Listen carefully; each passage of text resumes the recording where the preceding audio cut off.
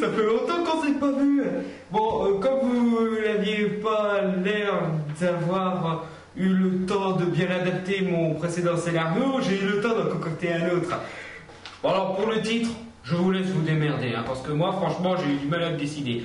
Alors, aujourd'hui, le scénario de Batman 7, Batman Begins 3, The Dark Knight 2, Batman Forever 5, enfin le mec en collant, quoi. Hey now, you're an all-star, get your game on, go play.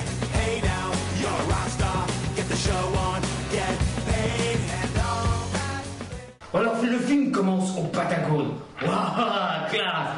Tous les bons films devraient commencer sur le Patagone, c'est génial. Les militaires parlent des différentes attaques inconnues aux utilisations de lasers de glace. Qui ça peut bien être? Mystère! J'adore ces moments-là. Ensuite, on tombe sur le responsable de ces activités, Mr. Freeze! Waouh, personne s'en doutait à ce moment-là. Et oui, parce que Mr. Freeze, on a que du bon avec lui. Ah, et pour le choix du casting, je propose celui qui a joué le gardien dans Highlander The Source. Il est pas mal celui-là, il est bien drôle.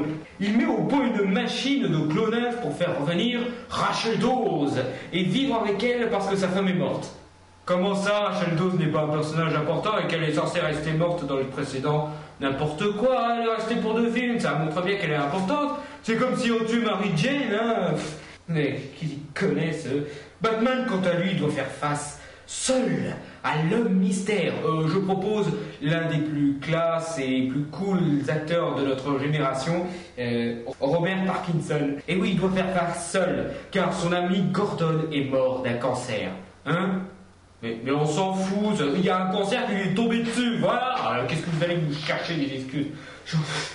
Cancer de quoi? Mais n'importe quoi. L'homme mystère essaye de détruire Gotham pour que tout le monde se pose la question, pourquoi? Et oui, l'homme mystère, il faut toujours poser la question pourquoi. Il détruit Gotham, personne ne le saura, même pas le spectateur. Ah, c'est cool quand le spectateur ne comprend pas.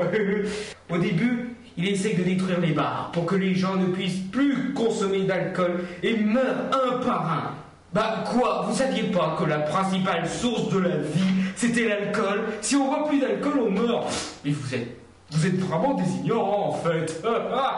Et Batman arrive à l'arrêter mais on s'en fout, on fera ça à l'improvisation. Hein. Le faire je sais pas moi, le faire arriver devant lui, ça devrait suffire à l'effrayer, il se casse, c'est bon. Hein.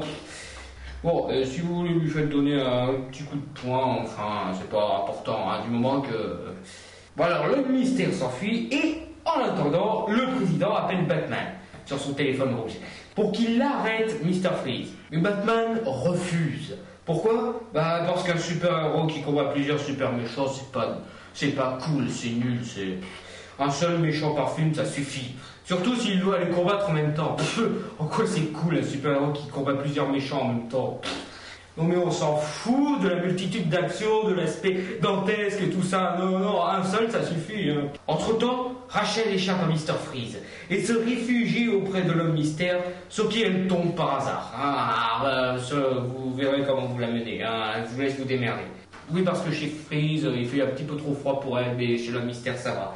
Et ils passent du temps ensemble, à discuter, à se balader dans la forêt, pique-nique et bêtes ensemble. Ah, la romance à la Twilight. Batman, ayant retrouvé l'homme mystère, découvre que Rachel est en vie et est avec son pire ennemi numéro 5. Son ennemi numéro 1 étant le rock'n'roll.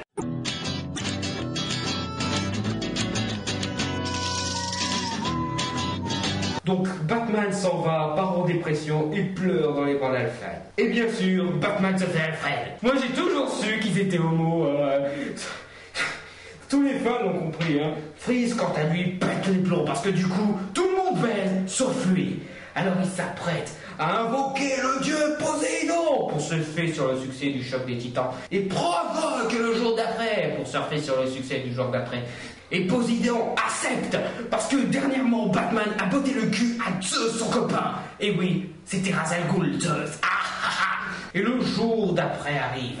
Gotham est englouti, mais Batman lui y arrive. Sans problème, il nage, il saute de bâtiment détruit en bâtiment détruit, il vole et il s'attaque à Mr. Freeze. Il se tape dessus et Batman gagne. Voyant que Mr. Freeze s'est fait botter le cul, Poséidon se casse et enlève la flotte avec lui. Comment ça, c'est physiquement impossible? Qu'est-ce que vous en savez? On s'en fout de la physique. Désormais, Gotham est en ruine et plus personne n'est en vie. Plusieurs jours après, Batman fait une tourbe pour Alfred et Rachel et part pour Metropolis. Mais quand il arrive à Metropolis, la ville est attaquée par des zombies martiens. Ouais, des zombies martiens, c'est cool. Alors Batman sort son bat-fusil. Oui, il a un bat-fusil à pompe et s'apprête à buter du mort. Et à suivre. Ouais, parce que des mecs qui se retrouvent seuls dans une ville avec seulement un fusil pour confronter une armée de zombies, ça arrive que dans les grands films, comme Resident Evil. Bon bah voilà, j'ai pas besoin de vous laisser ma carte parce que vous l'avez sûrement encadré et tout. Je vous laisse la copie de mon scénario et bye, à la prochaine. Hein. Richard. Quoi? Pourquoi tu l'as fait revenir? Il est marrant.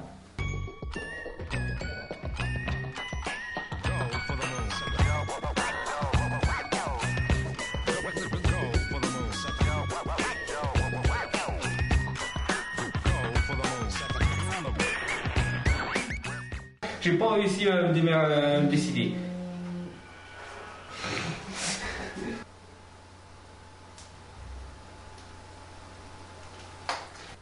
Pour qu'il l'arrête, Mr. Freeze.